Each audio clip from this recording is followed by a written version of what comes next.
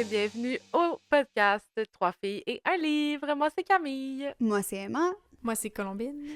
Et aujourd'hui, on vous fait une autre petite liste de notre cru, de nos goûts.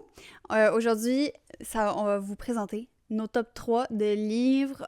On m'a dit à l'oreille que la traduction était livre douillet ou livre réconfortant, mais ces deux mots-là nous paraissent pas très justes. Alors, le vrai thème, c'est cozy books.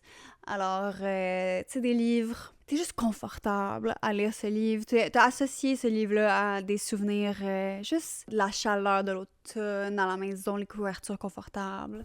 Des choses comme ça. T'as envie de te mettre dans une grosse couverte avec ton petit thé, là, tu sais. T'as lu dans mes pensées. Ouais. Je Devant pensais, là, un feu de foyer, idéalement, mais bon, à Montréal, on en a pas. Mais bien que c'est ça notre thème, je pense que nos 9 livres en tout sont très différents. On n'est pas allé dans les mêmes directions. Je pense qu'on va avoir un bel éventail pour vous à vous proposer. Et moi, je connais pas vos top 3. Alors, j'ai hâte d'apprendre c'est quoi vos goûts. Qu'est-ce que vous avez choisi? Yes. Ouais, parce que, en fait, c'est ça, c'est comme comment on définit un livre cosy, un livre douillet. Genre, c'est quoi comme notre définition d'un un livre douillet? Mais tu sais, genre, j'ai l'impression que en observant qu'est-ce que vous allez mettre, on comprend un peu plus aussi comme comment vous définissez Ouais. les choses qui sont douillettes un peu. Puis Mhm. je suis comme, ah, j'aime ça. Alors, on se lance. Camille, tu veux nous partir ça? Ouais, alors moi, mon troisième livre, mon top 3, on va dire. Alors, ça s'appelle A Year in the Woods de, là, je sais pas comment prononcer son nom correctement, mais Torbjörn Ekelund. OK, c'est un auteur suédois. C'est un livre qui est paru en 2021, puis que c'est assez récent, mais il y a quand même beaucoup de pages, 256. Fait que c'est comme un livre correct, on va dire. Correct. C'est quand même pas tant, là. Ouais, j'avoue qu'on vient de lire un livre de 630 pages, donc ça va. Et puis, le principe du livre va ainsi. Comme beaucoup de gens aujourd'hui, Torbjörn Ekelund rêve de passer plus de temps dans la nature. My God, moi aussi, j'aimerais beaucoup. Mon rêve.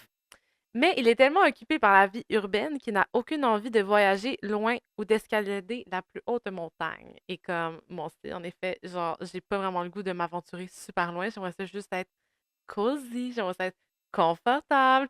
Donc, Je pense qu'on euh, est des filles confortables. Ouais. ah oui, Pas très Ouais, aventureuse. on est des filles de non, confort. à 100%, 100%. Alors, c'est ça, il dit que, alors, il élabore un plan et que Lund décide de quitter la ville après le travail et de camper près d'un petit étang dans la forêt. Et puis, le lendemain matin, il retourne au travail comme d'habitude. Puis ça, il fait ça une fois par mois, à chaque mois, pendant un an complet. Donc, Mm. puis là, il dit qu'il a été transformé par ce qui s'est passé pendant cette année-là, de tout le temps retourner dehors. Mais dans le fond, ce livre-là, ça parle un peu de son expérience de tout le temps aller dehors. Fait que c'est de reconnecter avec la nature, aller dans le ralentissement plutôt que comme, tu sais, la vie, ça va vite, ça va vite. Mais là, c'est de prendre le temps de respirer, ralentir. J'étais comme, ah, quoi de mieux que ce livre-là pour vraiment être dans une énergie tranquille, apaisante, confortable. Douillette. Douillette! J'essaie de... Je vois bien Oui. le vibe. Mais, ah oui, c'est ma question, c'est parce que là, le personnage, c'est un personnage ou c'est comme vraiment l'auteur qui a fait ça pour vrai? Ben, dans le fond, c'est un livre de non-fiction. Et puis, c'est lui qui a fait cette expérience-là, puis qui relate qu'est-ce qu'il a fait et vécu pendant... ben, qui a fait ça, qui est allé à chaque mois, à chaque semaine, dans le bois. Et c'est super intéressant parce que là, il parle aussi que en restant dans le bois, ça va vraiment changer sa perspective de comme lui par rapport à la forêt, par rapport à la nature. Donc, c'est comme quand tu prends le temps de reconnecter avec la nature, ben ça change ta perspective. Puis je trouvais que c'était vraiment un super beau livre que je vous recommande énormément. Ça m'intéresse pour vrai. Ben oui, hein? C'est vraiment mon genre. Ben oui, en plus, c'est un. Attends, c'est-tu un Norvégien ou Non, suédois, t'as dit. un Suédois? Ah non, lui, il est norvégien, Ah, excusez-moi, je me suis trompée. Lui, il est norvégien. Euh, Donc, oui, vraiment un vibe. En plus, tu disais que l'autre jour, tu avais lu un livre d'un Suédois, c'est-tu d'un Suédois? Octobre. Octobre, Ouais. ouais. Non, il était danois. Danois. Ouais. Tu vois, on a tous les On pays fait les pays nordiques, de là. la... Fait que ça, c'est mon premier livre. Ben merci. Ça fait plaisir. Alors, moi, pour mon top 3, je suis allée vraiment moins dans l'intellectuel. Je suis allée vraiment moins dans la recherche de paix et de reconnexion avec la nature. Moi, mon troisième livre, ça s'appelle The 40-Year-Old Virgin Oh Witch. oui! C'est Ah! quoi ça? Ouais, Ben, très tu vas nous intriguant. dire. hein. Très intriguant. C'est un livre de 200 pages. Je pense qu'il y a 3 ou 4 livres dans la série. Mais c'est un livre qu'on dit spicy, OK? Ouh. Mais c'est l'histoire d'une sorcière de 40 ans qui a décidé de comme déménager de son pays natal parce que son couvent lui en demandait trop. Puis si la raison pourquoi elle est une virgin, la raison c'est que si elle a des relations, elle va comme libérer tous ses pouvoirs, fait qu'elle va être comme trop forte, fait que là son couvent essaie de la trouver. Puis là à sa fête de 40 ans, elle décide de comme sortir de son petit cottage là, de sa petite maison en Angleterre. Elle va au bar, elle va acheter une petite bière. Puis là en revenant à la maison, elle se fait suivre par 3 hommes, mais c'est vraiment sweet, c'est vraiment cute. Moi, je suis C'est comme... juste attends, excuse, noter nos réactions. Genre, Colombe qui est comme, Moi, je suis comme, ouh! Mais ils la suivent parce que, genre, ils ont comme le aura, là, genre, ils veulent s'en savoir plus. C'est comme de la magie, tu sais. Pas creepy, là. Non, pas creepy. vieux pervers. Non. Puis, mais c'est un vampire, un loup-garou, puis un sorcier. Ok, donc bien drôle. je veux lire ça. Fait Tout que de là, suite. ils se ramassent comme les 4 dans le petit cottage, genre, en Angleterre. Puis là, ils sont comme, il faut la protéger absolument. Puis genre, ils tombent immédiatement en amour avec. Mais c'est comme à cause de sa magie, puis tout. Puis genre, étonnamment, même si c'est comme un petit livre de comme 200 pages, éventuellement, parce que j'ai lu le deuxième puis le troisième, éventuellement, comme le monde que l'auteur crée, comme ça, il y a des rebondissements, puis là, ça devient de plus en plus gros. Comme il y a des répercussions vraiment au pouvoir du personnage principal, puis genre, en tout cas. Fait que, tu sais, c'est pas juste du spice pour du spice, là. Il y a comme toute une histoire à côté. Puis ça, pour moi, c'était vraiment comme, tu sais, juste sa petite maison. Pour moi, ça, c'était cozy book, là. Genre, tu sais, c'était vraiment, Oh. pour moi, le milieu que Mhm. j'aime lire quand on parle de cozy books. Oh. Puis si je peux juste rajouter une petite parenthèse, pour ceux qui sont pas sur le monde du BookTok et Ouais. tout, le spice, dans le fond, ça veut dire... Il y a comme de la romance, mais comme épicée, là. Oui, Tu sais, c'est c'est pas ça. juste comme on s'est embrassé, puis là, ça passe à une autre scène. Il y a, mettons, plus de détails. Ouais. Mais ouais, mais on dirait que comme là, je pourrais même pas te raconter, ou genre, ça m'a pas tant marqué le spice. Comme moi, j'étais plus comme, voyons, c'est quoi cette intrigue de comme, il y a des loups-garous, des sorciers, des vampires. Mm. Qu'est-ce qui se passe ici, là? Je dois savoir. Mais en plus, je me dis, tu sais, le spice, c'était un peu les smut books, là. J'ai l'impression que c'est un peu comme les romans qu'on lisait quand on était jeune, là, tu sais, young adult, que c'est comme, puis là, on s'est embrassé, puis ah. Mais j'ai l'impression que comme les gens qui lisaient ces romans-là pour jeunes adultes, étant moi, et probablement vous aussi, comme quand on grandit, le smut book, c'est comme un peu la prochaine étape quand tu sais, toi, t'es un peu plus mature sexuellement, on va dire, là, dans ta vie. Et genre, là, tu lis ça, puis c'est comme, c'est encore plus satisfaisant, tu sais, de avoir le petit truc qui se passe après, genre. En tout cas, Plus de détails. j'aime ce détail. Moi, j'aime ça, le petit spicy, là. En tout cas. Fait que c'est ça, c'est mon top 3. Tu sais, c'est vraiment une lecture rapide, là, comme tu le lis en un après-midi, sur ton divan, il pleut dehors, une petite couverte, le petit thé, tu vois, comme c'est vraiment comme un... Tu prends un petit 2 heures de ta journée, là, comme t'as pas à travailler, t'es un peu malade, c'est parfait. Mm, Merci, Pierre, j'adore. Plaisir. hein. pour cette recommandation. Je vais prendre des Notes. notes. Ouais. Mhm. Bon, pour mes livres, moi, j'avais pas compris le mémo qu'il fallait faire un top 3. Oups. Ah. Donc, c'est pas divisé dans ma tête de cette manière-là. J'avais plus 2 sections, OK. OK? Mm. Puis, fait que je vais commencer à vous parler de la première section, si on veut. Là. Moi, je voulais vous parler des livres d'auteurs japonais. Fait que c'est quand même large, sauf que j'en ai lu 2. Puis je trouvais que il y avait quand même les mêmes thèmes, même si c'est pas les mêmes auteurs, puis que c'était vraiment, pour moi, les cozy books. Donc, premièrement, ça, c'est un livre qu'on avait lu ensemble dans notre book club pour le mois de janvier. C'est « Tant que le café est encore chaud » de Toshikazu Kawaguchi. Désolée, je ne le dis pas comme il faut. Ça se passe dans un huis clos. Ça se passe dans un huis clos dans un café qui s'appelle le Funicula à Tokyo. Puis c'est une histoire de voyage dans le temps, mais pas comme ce que vous pensez que c'est comme super... C'est pas de la science-fiction. C'est ça, c'est pas science-fiction. C'est vraiment... c'est ça, il y a pas de science-fiction, c'est vraiment plus vibe réconfortant. Dans le fond, tu vois l'histoire de plusieurs personnages, mais il y a 4 femmes qui font le voyage dans le temps. Puis ça aborde beaucoup les thèmes de l'amour, la tendresse et le regret de ce que tu aurais aimé faire dans ta vie. Ben, c'est quoi des regrets? Ouais, c'est comme un le voyage dans le temps est comme une espèce d'analogie pour comme l'introspection puis le deuil. Puis... Ouais, exactement, bien dit. Puis, dans le fond, il y a comme 4 chapitres, puis chaque chapitre, c'est le nom d'une sorte d'amour qui est exploré dans ce chapitre-là. Fait que, mettons, il y a les époux, les amoureux, les sœurs et la mère et son enfant. Il y a aussi, comme thème, l'instant présent. C'est ça, apprécier l'instant présent comme savourer son petit café, chaque gorgée pendant qu'il est encore chaud. Et je trouvais que l'ambiance que l'auteur mettait dans le café, c'est ça, pour moi, c'était vraiment, vraiment réconfortant. Là. Comme quand je pense à un livre réconfortant, je pense à ça. Je pensais à ça. Puis c'était quand même, comme me disait Emma, il y a quand même beaucoup d'analogies. Puis tu sais, ça peut être profond. Tu peux comme... Ça fait quand même beaucoup penser, mais c'est en même temps vraiment feel good. Puis c'est ça. Moi, j'avais vraiment bien apprécié. OK, fait comme je veux vous parler de 3 livres, je vais revenir au prochain, qui est encore un livre d'auteur japonais, mais ça va être comme mon top 2. Fait que je vous laisse continuer. Okay. Merci. Ouais, merci. Ouais, mais si je peux me permettre, on l'a tous lu, ce livre-là, puis ouais, c'est vraiment... C'est comme un peu étrange, parce que, justement, tu sais, on parle de voyage dans le temps, fait que là, t'es comme, on va commencer un livre de voyage dans le temps.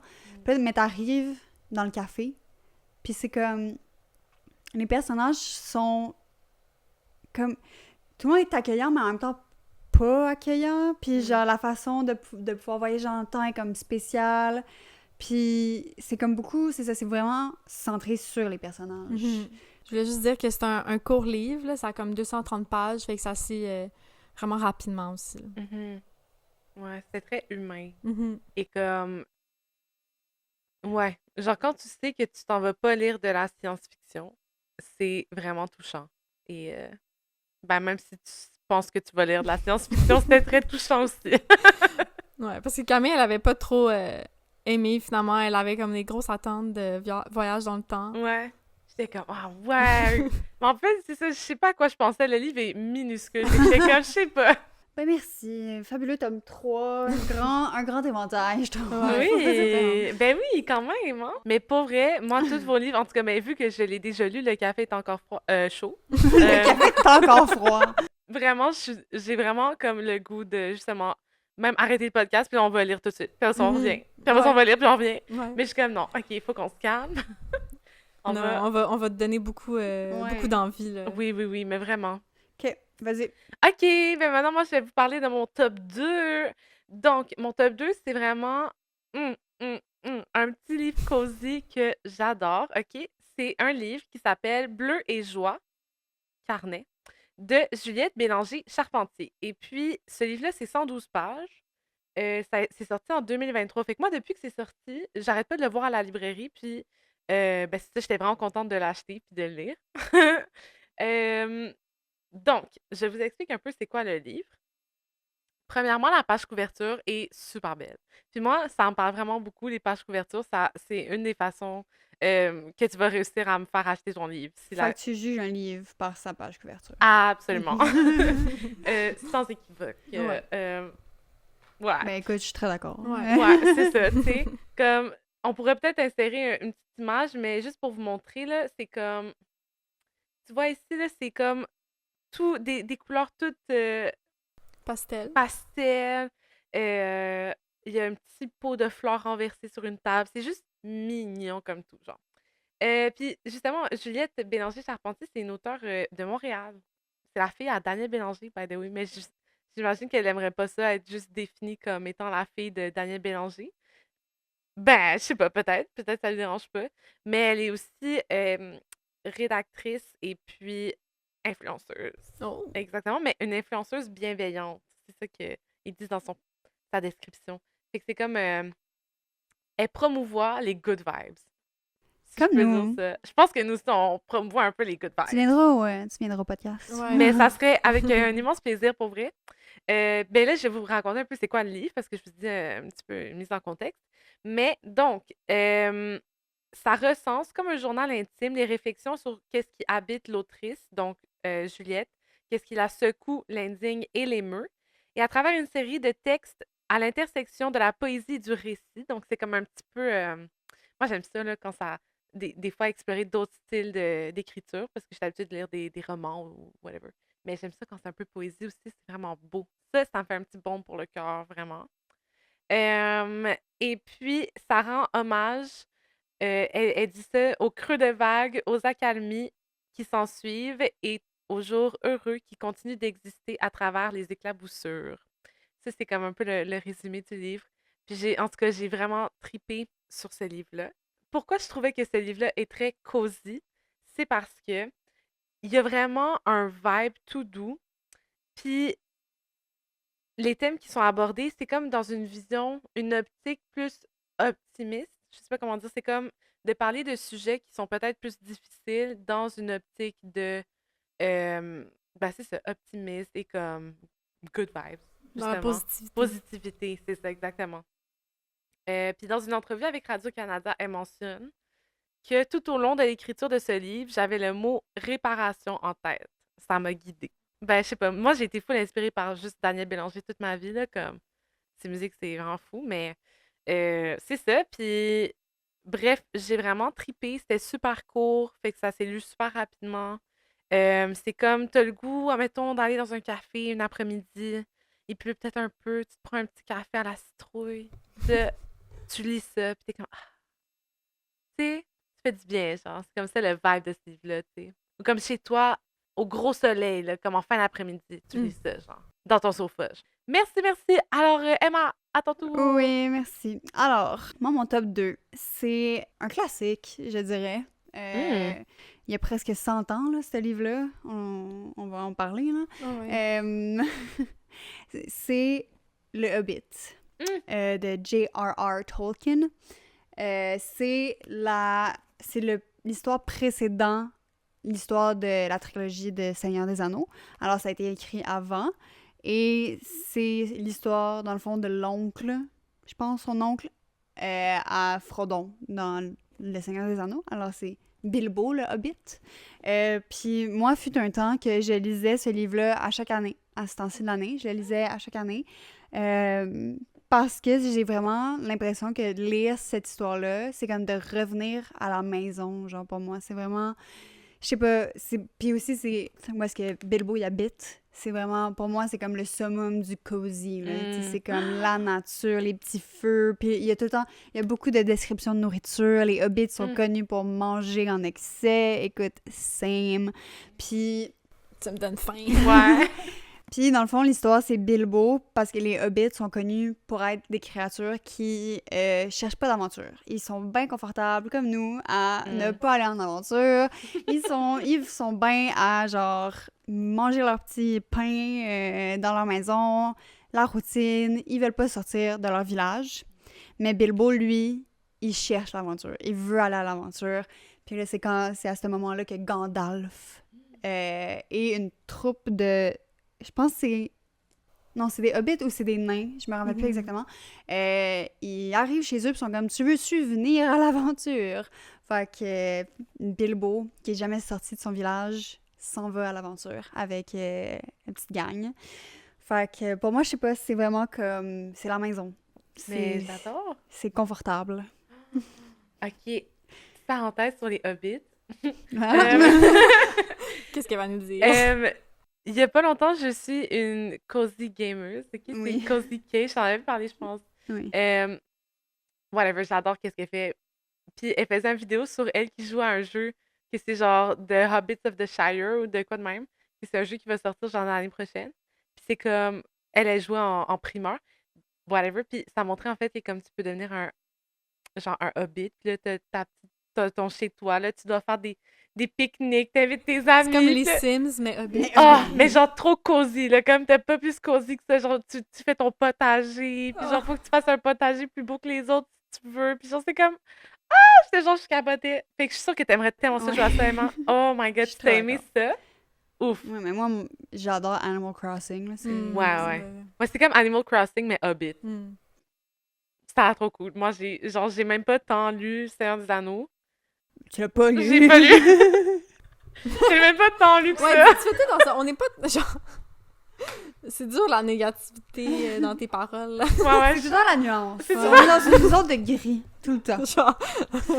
J'ai pas de temps, là. j'ai pas tant lu Mais ça. t'as vu les films. Mais j'ai vu les films, puis j'ai vu des drôles de mimes avec les films, mais... Quoi? Ah oui, c'est vraiment ouais, pertinent. Ben oui, si tu connais les mimes, you're a fan, tu sais. Ben Non, peut-être pas, mais...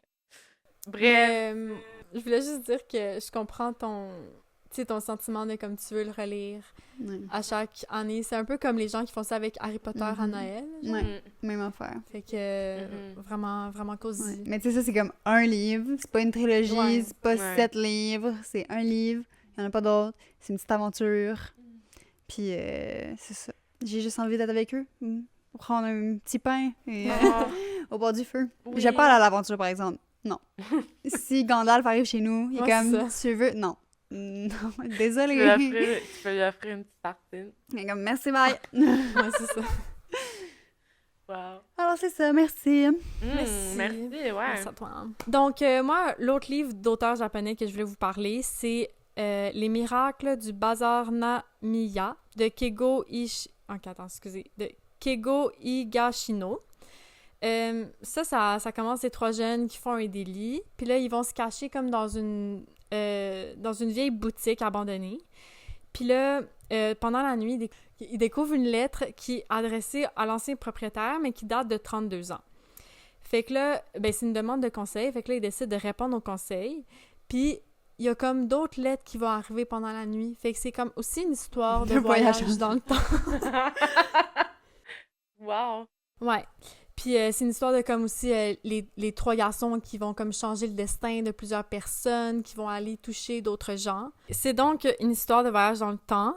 Puis les trois gars, ils vont changer le destin de certaines personnes qui sont toutes connectées ensemble d'une manière. Et je quote, c'est un miracle de roman fantastique, émouvant et profondément humaniste. Donc c'est ça, je conseille fortement ce livre.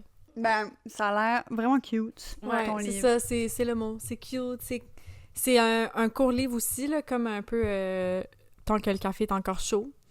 Puis ça se lit vraiment bien dans une couverte avec un petit thé, là. C'est le vibe qu'on veut. Wow. Mais ça a l'air vraiment cool, pour vrai. Ça a l'air vraiment d'être une... Comment on dit? Wholesome. Mhm.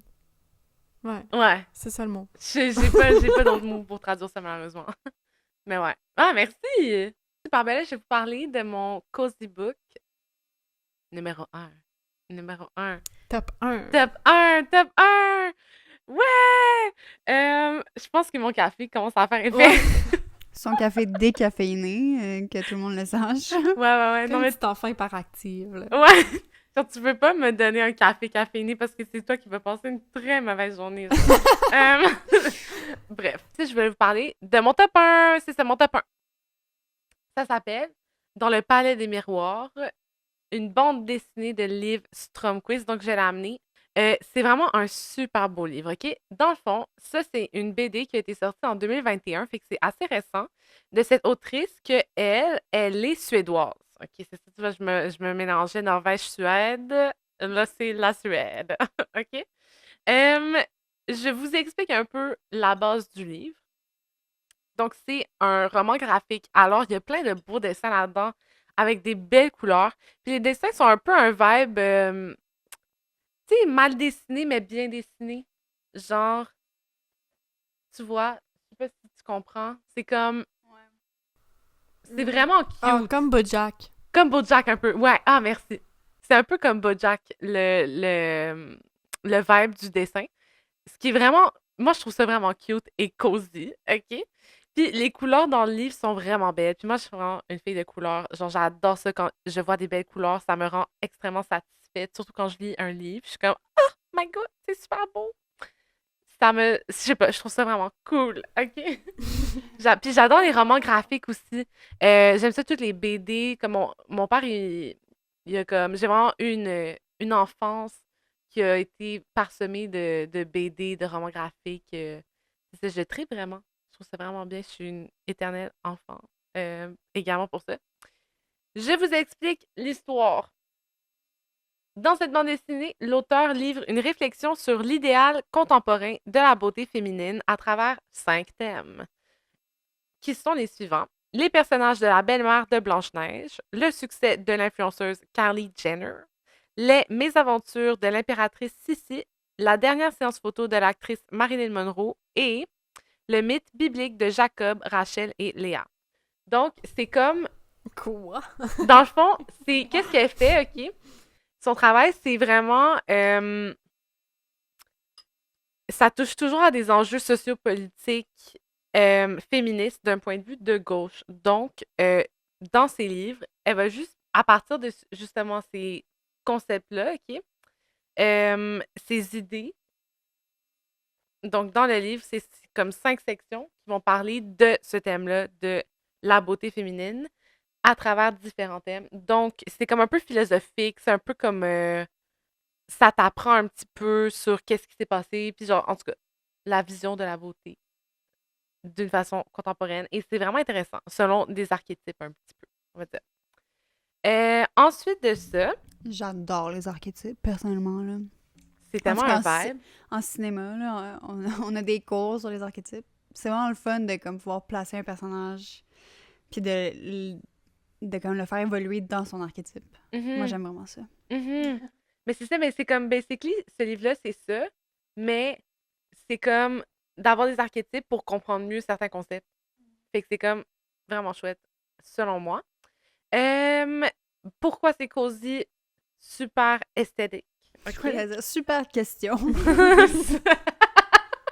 Pour moi, un roman graphique, c'est aussi l'apogée du cosy. C'est comme, tu sais, quand t'as même pas l'énergie pour lire un livre, là, avec juste des mots après des mots, ben là, tu lis un roman graphique, puis t'as plein d'images pour imager les concepts que tu lis, puis des fois, je pense que ça me fait du bien de comme pour me relaxer vraiment au maximum, là, de juste.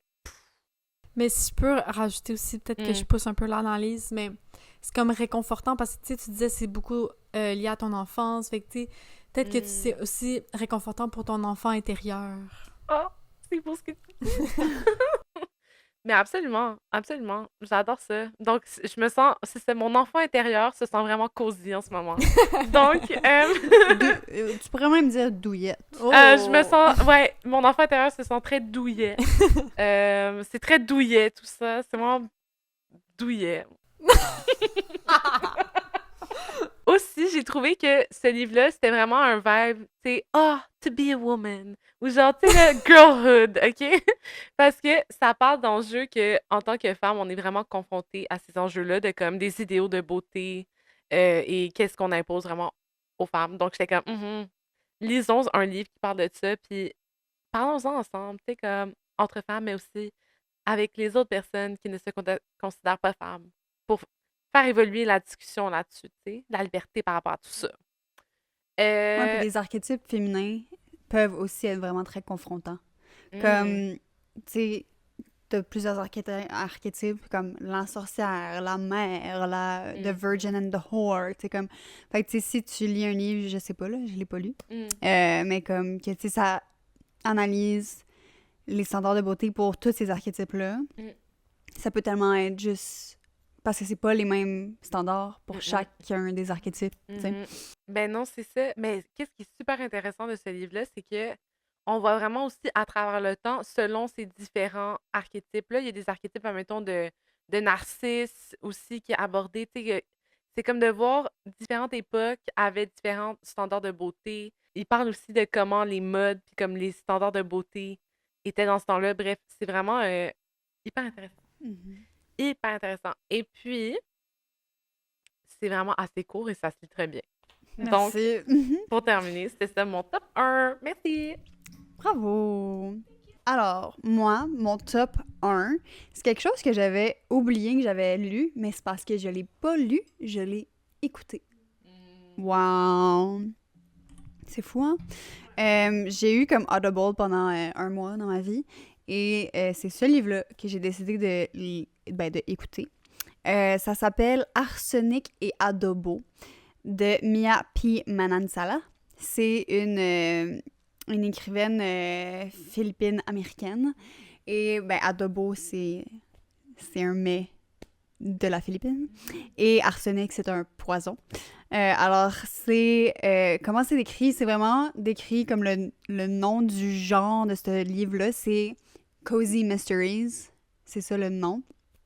Puis il y a une gamme de livres de ce genre-là, que c'est vraiment comme cozy mysteries, cozy crime. Genre, c'est vraiment comme. Le but, c'est que, tu sais, c'est une histoire de crime, mais comme le but, c'est que tu lis ça de manière douillette et confortable. Alors, moi, j'ai lu ça. J'ai juste vraiment beaucoup associé cette histoire-là avec la saison et être douillette et confortable. Alors, c'est mon top 1 pour cette raison. Alors, c'est l'histoire de Lila Macapagal, qui est une jeune fille d'origine philippine qui retourne dans sa ville natale après une grosse rupture. Et sa famille a un restaurant de cuisine. De cuisine philippine, américaine. Et là, il y a quelqu'un qui meurt dans le restaurant après avoir mangé un des repas du restaurant. Fait que là, Lila, elle est comme en plein milieu de l'enquête parce qu'elle est considérée comme une suspecte. Alors, arsenic et adobo, poison et nourriture. Mais moi, ce que j'aimais vraiment beaucoup de cette histoire-là, c'est que toute la nourriture philippine est comme décrite. Tous les plats, tous les noms, toutes les affaires. Tu sais, je connaissais pas beaucoup c'était quoi la culture gastronomique de la Philippine. Puis à travers le livre, c'est vraiment centré la nourriture. La nourriture, les mets, c'est central à les discussions que les personnages ont, à le développement de l'histoire. Tu sais, c'est comme à chaque fois que quelque chose se passe, il y a une nourriture qui est comme décrite. Pas de manière listique, là, tu sais, c'est vraiment naturel. Mais moi, j'étais juste comme, wow, je connaissais pas cette nourriture-là, mais là, tu me la décris. Puis c'est comme, je veux absolument, je veux aller dans un restaurant de la Philippine. En tout cas, fait que c'est un bon thriller mystery. Là. Ben c'est ça, c'est une histoire avec une intrigue et un meurtre et des personnages intéressants. C'est comme un peu l'espèce de familiarité de le café chaud. Et en même temps, c'est comme une histoire de crime. Et alors moi, j'ai vraiment aimé ça. Mais j'ai pas lu, c'est une série. Ça s'appelle Tita Rosie's Kitchen Mystery. Fait que c'est comme une série. Il y a pas juste Arsenic et Adobo, il y en a d'autres. Fait que voilà. Puis ben c'était le fun à écouter. C'était comme une expérience complètement différente de devoir écouter le livre et non le lire. Alors voilà, c'est mon top 1. Mais merci. Ah, mais ça me donne tellement le goût de lire ça. Moi, j'adore la bouffe, vous savez. J'ai vraiment le goût de lire genre toute la série. Oui, merci Emma pour ce beau livre. J'avoue que ça me donne, mais ça me donne en fait envie vraiment de l'écouter. Ouais. Parce que j'avoue que ça a l'air d'être comme une expérience particulière de l'écouter plus que le lire. Parce que aussi, c'est que les gens, dans le livre, il y a des mots, il y a des expressions philippines qui sont utilisées. Fait que la personne qui lit le livre sur Audible, elle a comme le bon accent, qui est clairement de la Philippine, ou en tout cas, c'est comme bien Bien communiqué. prononcé, ouais. Fait que c'est le fun. Ah, c'est tellement chouette, ça. J'avoue que s'il y a des mots que tu comprends pas à la base, puis là, quelqu'un fait juste te le dire de la bonne façon, c'est tellement hot. Après ça, ça t'apprend un peu aussi, certains mots. C'est cool. Wow! OK. Merci! Merci. Mon autre section, en fait, c'était des livres de Jacques Poulain. Fait que c'est vraiment en particulier, je voulais parler de cet auteur-là en particulier, mais je vais plus vous parler du livre Les Grandes Maries, que, étonnamment, j'avais lu ça en français 3, tu sais, au cégep, là, dans le français sur l'histoire du Québec. Puis, tu sais, absolument, t'aimes pas nécessairement ça, les livres que tu lis à l'école, mais ça, j'avais vraiment aimé mon expérience. Donc, l'histoire, on suit l'histoire de Benoît qui, après une rupture, il décide de se retirer. Ben, c'est un auteur. Il se décide de se retirer sur une petite île privée pour faire comme. Comment t'appelles ça, là, Des retraites? Oui, exactement. Faire une retraite d'auteur. Donc, pendant quelques temps, il y a juste lui. Puis, c'est vraiment une écriture poétique. C'est comme de la poésie, mais du quotidien et de la routine. Mais comment c'est décrit, je trouve que c'est vraiment justement réconfortant. Parce que, tu sais, il parle de comme le petit feu qui se fait, sa petite bouffe, son petit café, les petites marches qu'il prend avec le chat sur l'île. Puis, c'est ça. Puis aussi, on voit son histoire au fil des saisons. Fait qu'il parle beaucoup de la nature, puis c'est ça, de son lien avec les saisons. Éventuellement, il y a d'autres personnages qui arrivent, dont en premier une femme, Céline. Puis ça aussi, c'est vraiment poétique, leur histoire ensemble. Il dit que cette femme-là lui rappelle les souvenirs de son enfance et des marées qui rythment sa vie. Wow! Fait que le récit se déroule au fil des saisons. Ça évoque la beauté et la mélancolie du paysage maritime. Donc, moi, je trouvais que c'était un livre réconfortant pour 3 raisons. Premièrement, comme j'ai dit, l'écriture poétique de Jacques Poulain. Les images qu'amène, ça, c'est vraiment réconfortant, selon moi. Ensuite, les thèmes de la nature. C'est pour ça que ça me faisait un peu penser au premier livre que Camille parlait, parce que pour moi aussi, c'est quelque chose de réconfortant. Fait qu'il parle beaucoup des paysages maritimes, des marées, comme symbole du renouveau et du changement. Et troisième point que je trouve réconfortant, c'est les relations humaines. L'interaction entre les personnages est vraiment intéressant. Ça, en fait, ça me fait quand même penser aux livres civilisés un petit peu.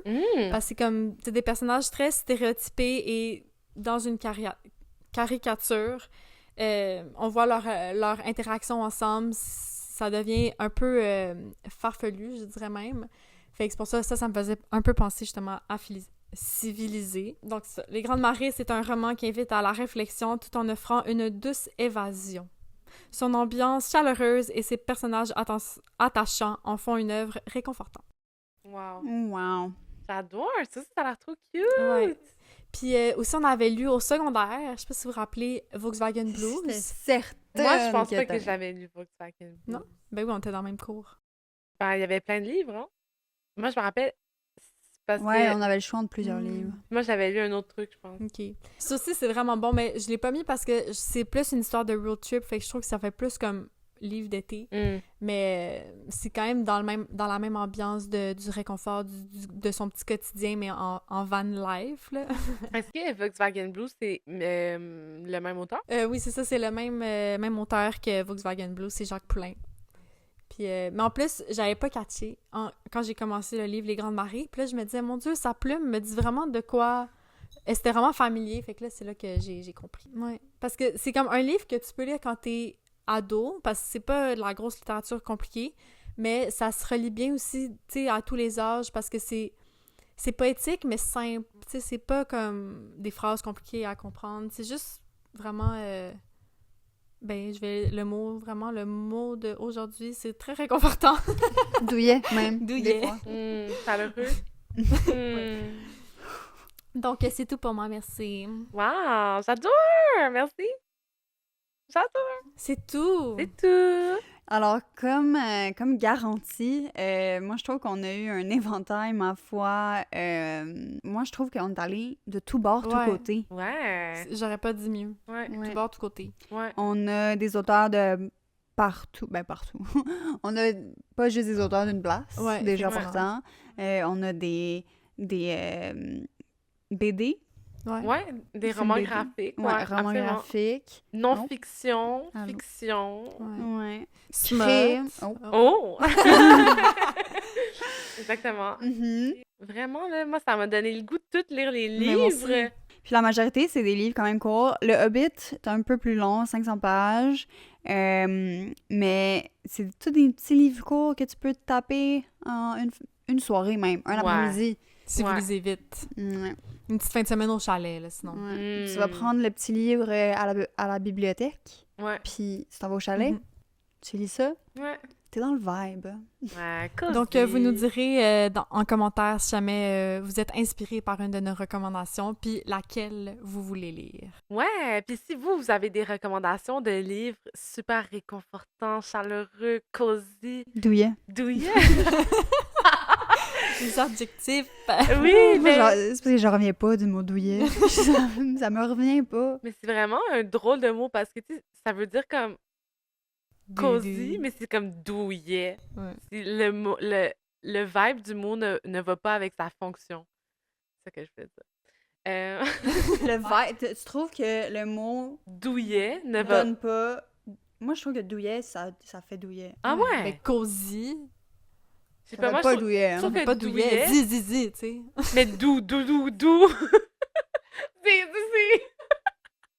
Ouf, on part loin, là. Vous pouvez nous rejoindre sur nos réseaux sociaux.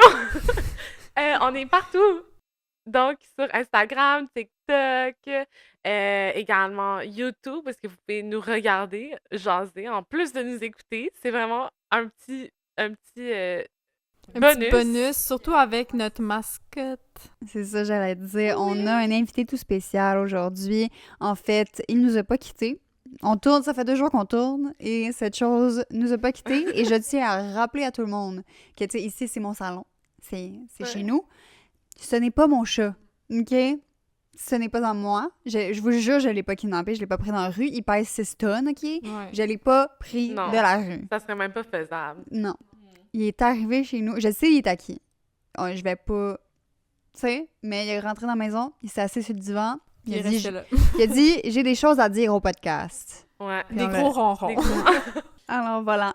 On espère que vous avez apprécié cet épisode. Nous, ça a été, honnêtement, rapide, Mhm. mais un très bon moment. Ouais. Alors, on espère que vous avez aimé ça. Donnez-nous vos recommandations. Dites-nous si vous les avez lues. Sur ce, on se rejoint sur les réseaux. Mhm. Et peut-être Goodreads. On s'en occupe beaucoup de notre Goodreads, mais Je suis là-dessus. on pourrait l'utiliser. Je suis sur son cas. Ben ouais, mais d'ici là, la gang, moi, ma fin de semaine est bookée. Fait qu'on se retrouve la semaine prochaine. C'est jamais plus naturel, genre.